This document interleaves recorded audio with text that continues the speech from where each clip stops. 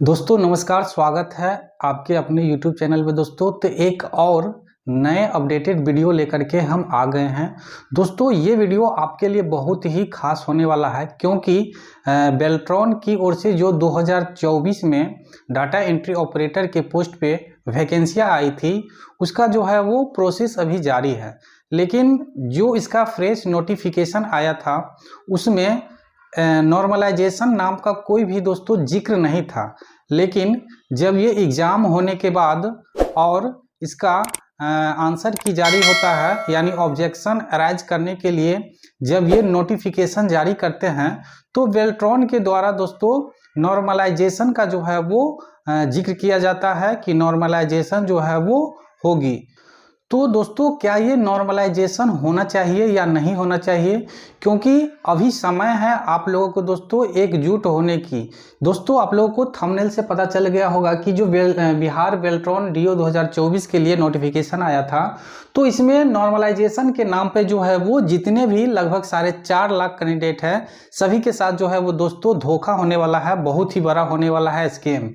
यहाँ पे आज के इस वीडियो में हम नॉर्मलाइजेशन से संबंधित, तो दोस्तों नॉर्मलाइजेशन से संबंधित जो है वो इसका जो फर्स्ट बार में नोटिफिकेशन आया था वो, और ऑब्जेक्शन अराइज करने के समय में जो नोटिफिकेशन आया था वो, दोनों का हम कंपैरिजन करने वाले हैं कि क्या ये फर्स्ट नोटिफिकेशन में नॉर्मलाइजेशन का जिक्र किया गया है या नहीं, फिर ये बाद में नॉर्मलाइजेशन का जो है वो जिक्र बेल्ट्रॉन जो है वो कर सकते हैं या नहीं, सही है या गलत, किसको होगा फायदा, पूरी जानकारी जो है वो दोस्तों देने वाले हैं। क्योंकि दोस्तों अगर आप भी कंपटीशन की तैयारी कर रहे होंगे तो आपको नॉर्मलाइजेशन से संबंधित जो है वो थोड़ा बहुत जानकारी जो है वो अवश्य ही होगी।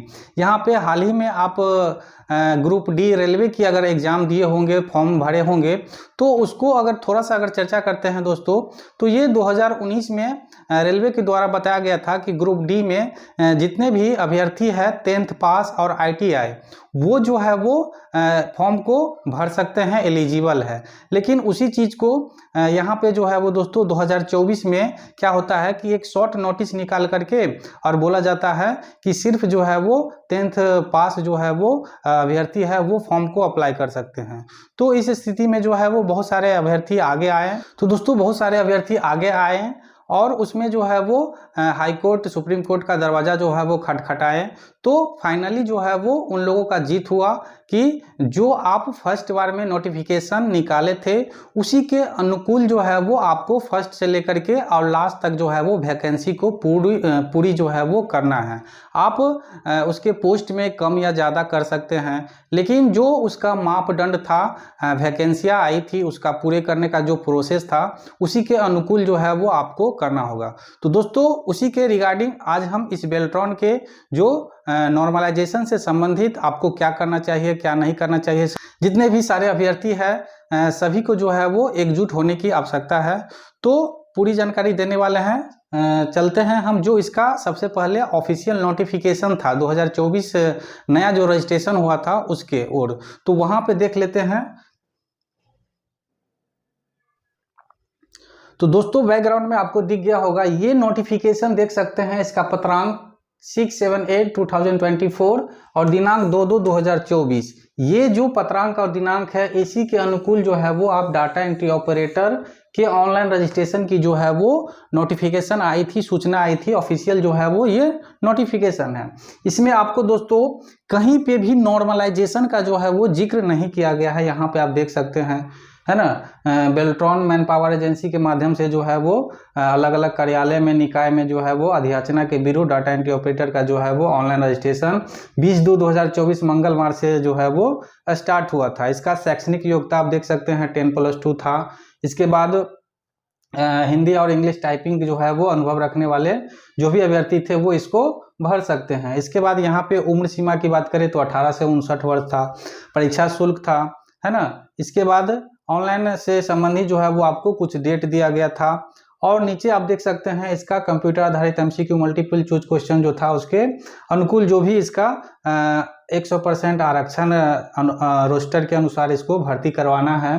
50% जो है वो उत्तीर्णता जो है वो 60 में आपको 30 नंबर लाना है ना। टाइपिंग की बात करें तो यहाँ पे जो रिमेंगटन गेल था कीबोर्ड लेआउट पे ही जो है वो लिया जाएगा और इसका अंग्रेजी में 30 और हिंदी में 25 वर्ड जो है वो WPM होना चाहिए। यहाँ पे आरक्षण रोस्टर की बात किया गया है।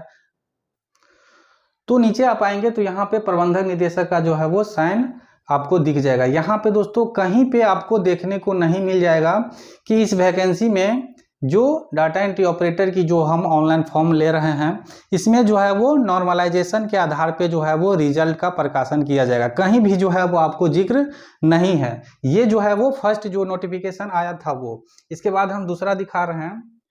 अब दोस्तों यहाँ पे ये दूसरा नोटिफिकेशन है, आप देख सकते हैं Bihar state electronics development corporation limited. सूचना जो है वो दिया गया था 7/7/16/2025 और 31/1/2025 का जो है वो पत्रांक दिनांक के आलोक में। यहाँ पे सूचना आप देख सकते हैं डाटा एंट्री ऑपरेटर डी अभ्यर्थी के कंप्यूटर आधारित परीक्षा 2024 के संबंध में जो है वो सूचना निकाला गया था। Bihar state electronics development corporation limited Beltron के द्वारा आयोजित हुई डाटा एंट्री ऑपरेटर CBT परीक्षा 2024 में MCQ परीक्षा के लिए ऑब्जेक्शन फॉर्म लाइव की जो है वो तिथि 31/1/25 से 4/2/25 तक जो है वो निर्धारित है। अब यहाँ पे दोस्तों अभ्यर्थियों को निर्देश दिया जाता है कि निगम की आधिकारिक वेबसाइट पे जो है वो लिंक द्वारा अपने यूजर ID और पासवर्ड के माध्यम से आवश्यकता अनुसार 200 रुपये प्रति ऑब्जेक्शन जो है वो प्रत्येक प्रश्न की राशि जमा कर आपत्ति दर्ज करा सकते हैं। यहाँ तक जो है वो दोस्तों बिल्कुल सही था कि अगर आप कोई क्वेश्चन में आपको आपत्ति दर्ज करना है, आपको ऑब्जेक्शन है, तो आप 200 रुपये प्रति क्वेश्चन जो है वो जमा करके और कर सकते हैं। यहाँ पे आप बिल्कुल सही है। लेकिन उसके बाद यहाँ पे आप देख सकते हैं आपत्ति निराकरण के पश्चात नॉर्मलाइजेशन पद्धति अपनाते हुए परीक्षा फल का जो है वो प्रकाशन हेतु अपेक्षित कार्रवाई की जाएगी। ये वर्ड यहाँ पे आप कैसे जोड़ सकते हैं दोस्तों? बेल्ट्रॉन की ओर से ये जो आपका फर्स्ट नोटिफिकेशन दिखाए हैं उसमें कहीं पे भी जो है वो जिक्र नहीं है कि आपको जो है वो नॉर्मलाइजेशन पद्धति अपनाया जाएगा। लेकिन ये आप नया नोटिफिकेशन बीच में निकाल करके और बता रहे हैं कि नॉर्मलाइजेशन पद्धति जो है वो अपनाते हुए परीक्षा फल प्रकाशन हेतु अपेक्षित कार्रवाई जो है वो की जाएगी। तो दोस्तों ये वर्ड जो यहाँ पे आप देख सकते हैं आपत्ति निराकरण के पश्चात नॉर्मलाइजेशन पद्धति जो है वो अपनाते हुए प्रकाशन जो है वो परीक्षा फल की अपेक्षित कार्रवाई की जाएगी। तो ये वर्ड जो है वो निकालने का जो है वो बेल्ट्रॉन का बहुत ही बड़ा मकसद है दोस्तों।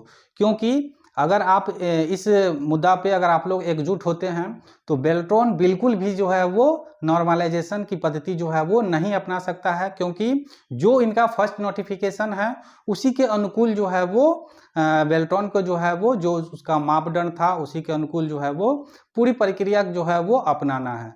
लेकिन ये नॉर्मलाइजेशन पद्धति जो है वो अपनाने का बहुत ही बड़ा बेल्ट्रॉन को रीजन है। क्योंकि दोस्तों ये रिजल्ट में इतना देरी आखिर हो रही है तो क्यों हो रही है? जरूर ही बीच में कुछ घूंच है।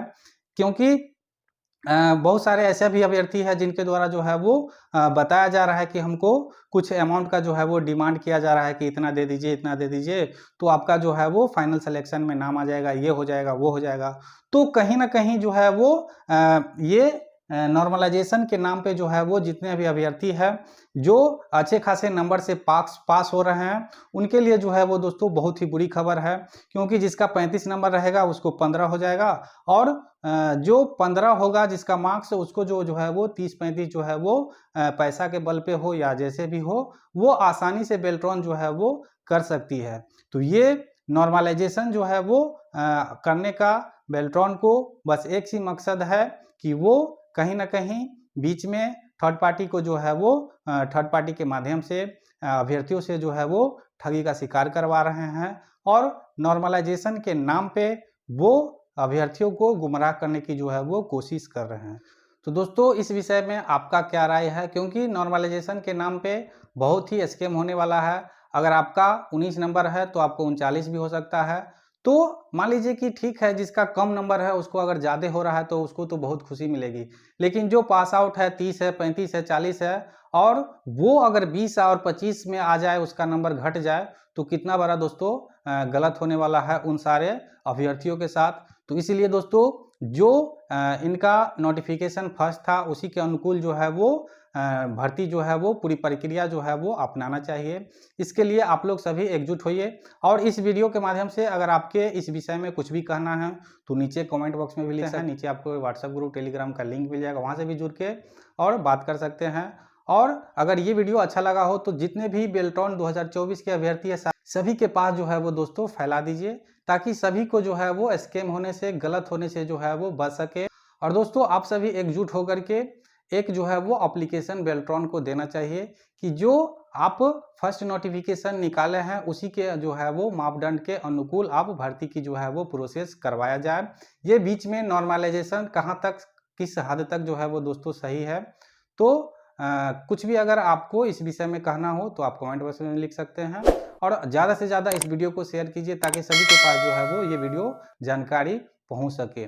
तो फिर मिलते हैं इसी तरह के और एक नए जानकारी के साथ नए वीडियो में, तब तक के लिए धन्यवाद।